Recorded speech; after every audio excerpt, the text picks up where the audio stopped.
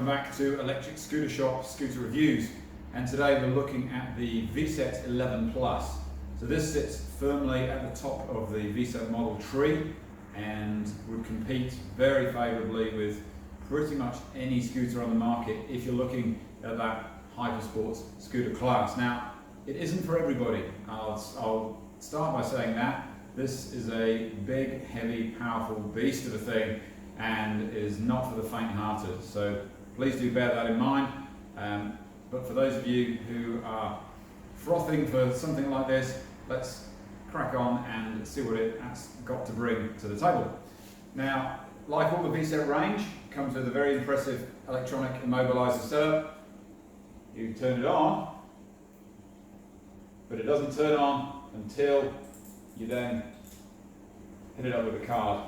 There.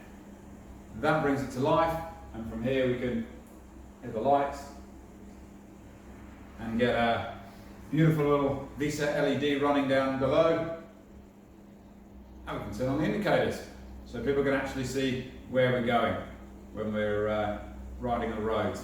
Talking riding the roads, we've got 11-inch by 4-inch wide low profile tyres on this.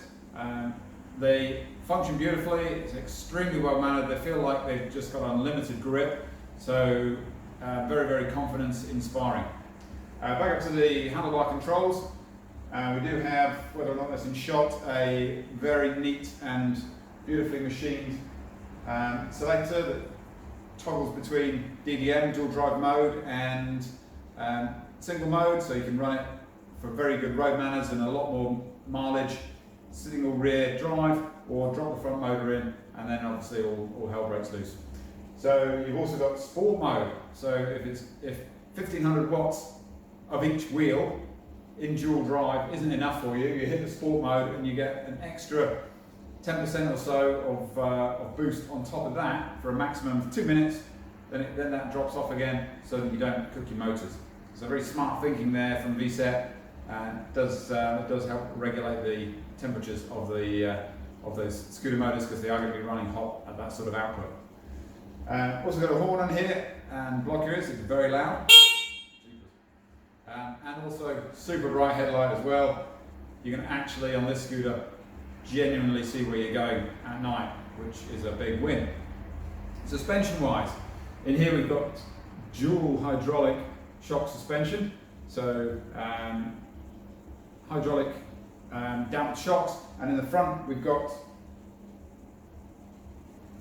piston style mountain bike or motocross suspension.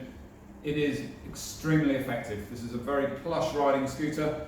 Now, it is designed to handle up to 150 kilos of weight, so it's definitely one for our bigger, heavier riders as well. So bear that in mind with the suspension.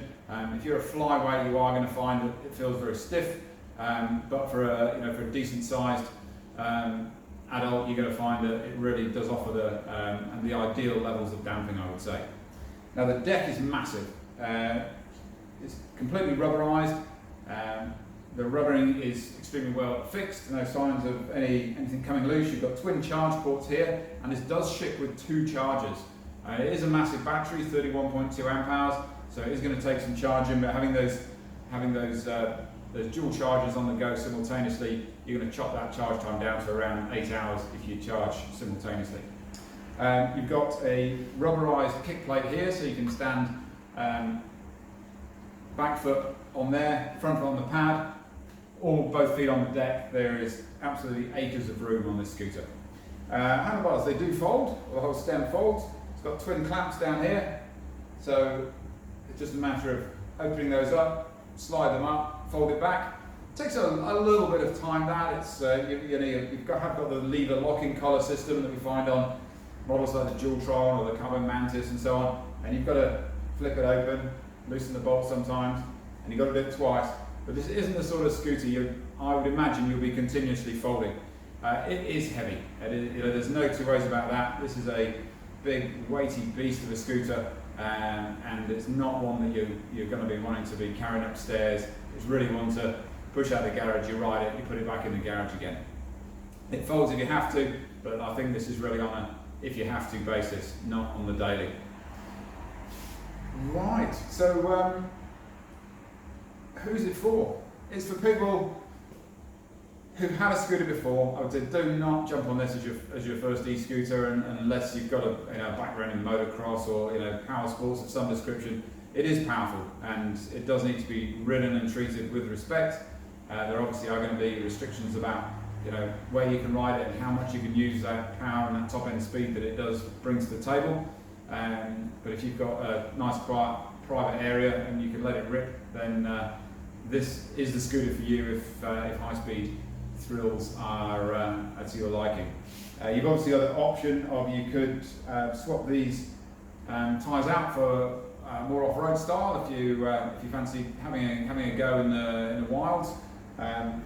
But there's enough tread on these that they will still be pretty effective on a gravel or a coarse terrain as well. So I think you'll find that it's amply capable with a crossroad application in the current setup. A lot of thought's obviously gone into these guards. You've got a nice full coverage rear guard there, so you're not going to get spray all on your back. And these are IP54 rated as well, so you've got that showerproof, waterproofing rating on that too, and IP5 is your ingress protection for dust, so resistant to that as well. So for our New Zealand conditions, this has been tested and certified to meet those. Possibly I've already mentioned 1500 watts each wheel, so 3000 watts of continuous power available with a peak which is generally some 50% or so above that. So you are talking some pretty impressive power stats coming out of this one. It's a scooter you'd compare with the Cabo Wolf Warrior, for example, or the 011X, and I feel it would compare very favourably with those.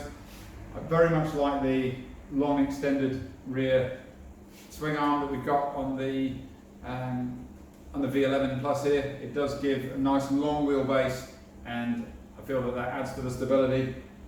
Nice short steep head tube angle, and with that I think that adds to the nimble feeling of the steering. It is a scooter that does feel very at home at slow speed manoeuvres. If you drop it into that single motor mode, it's really well behaved.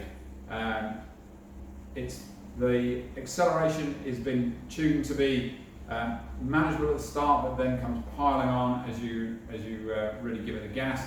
So a lot of thought has gone into how this scooter rides, not just cranking in the big motors, chucking in the big battery and hoping for the best. Vsett have really thought this one through, as you'd expect from an experienced management team producing a very premium product. So we're excited about welcoming you down to check this out. I hope we see you soon at the electric scooter shop, but if you did order this blind, you would be delighted when it arrived, because it is a scooter that ticks an enormous amount of boxes, very much at the hypersports end of the performance spectrum, but that's what you're buying, and if you know that in advance, you will surely be delighted. So thanks for spending time with me this evening, and don't hesitate to call us, email us, just pop in, because we're excited about sharing this range with you, and we look forward to seeing you soon. Cheers, bye now.